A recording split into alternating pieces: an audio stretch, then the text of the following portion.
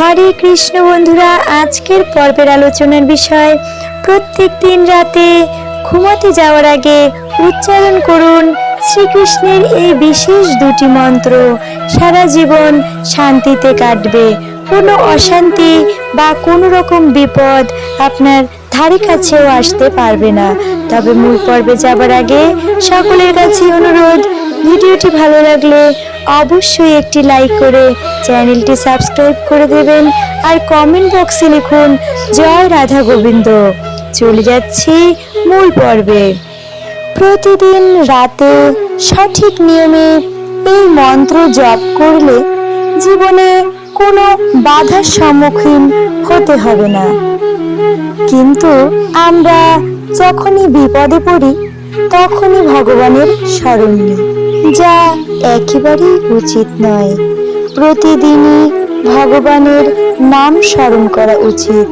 এই মন্ত্র প্রতিদিন পাঠের ফলে জীবনে সকল রকম দুঃখ দুর্দশা থেকে মুক্তি পাওয়া যায়। এই মন্ত্র কর্মজীবনের সফলতার জন্য বেশ কার্যকরী। এই মন্ত্র পাঠে কর্মজীবনের উন্নতির পাশাপাশি কর্মজীবনের সকল বাধা বিপত্তি দূরে সরে যায়। যে কাজেই আপনি হাত দিন না কেন সেই কাজে সফলতা পাবেন, এমনই শক্তিশালী এই মন্ত্র। ঘুমাতে যাওয়ার কিছু সময় আগে হাত পা মুখ ভালো করে ধুয়ে নিন। এরপর কিছুটা সময় বের করে শ্রীকৃষ্ণের নাম স্মরণ করুন। তারপর এই মহাশক্তিশালী মন্ত্রটি পাঠ করুন। মন্ত্রটি হলো ওম ক্লিম কৃষ্ণায় বাসুদেবায় গোপীজন বল্লভায় নমঃ। ওম ক্লিম কৃষ্ণায় বাসুদেবায় গোপীজন বল্লভায় নমঃ। ওম ক্লিম কৃষ্ণায় বাসুদেবায় গোপীজন বল্লভায় নমঃ।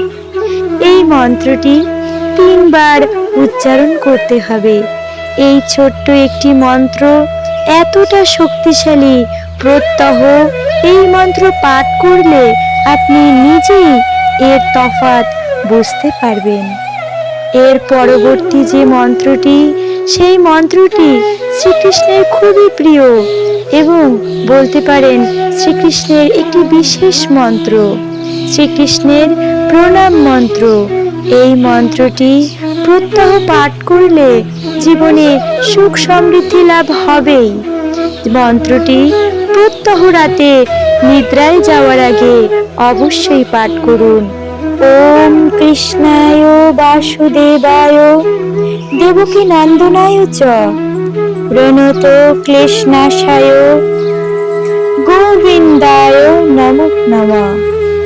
হে কৃষ্ণ করুণা সিন্ধু দীনবন্ধু জগৎপতে গোপীশ গোপিকা কান্ত রাধাকান্ত নমস্তুতে। জীবনে শুধু সুখ শান্তি লাভই নয়, এই মন্ত্র পাঠ করে শ্রীকৃষ্ণকে করুন অত্যন্ত প্রসন্ন। এই মন্ত্রটি পাঠ না করলে কৃষ্ণের পুজো সম্পন্নই হয় না। তাই অবশ্যই এই মন্ত্রটি পাঠ করুন।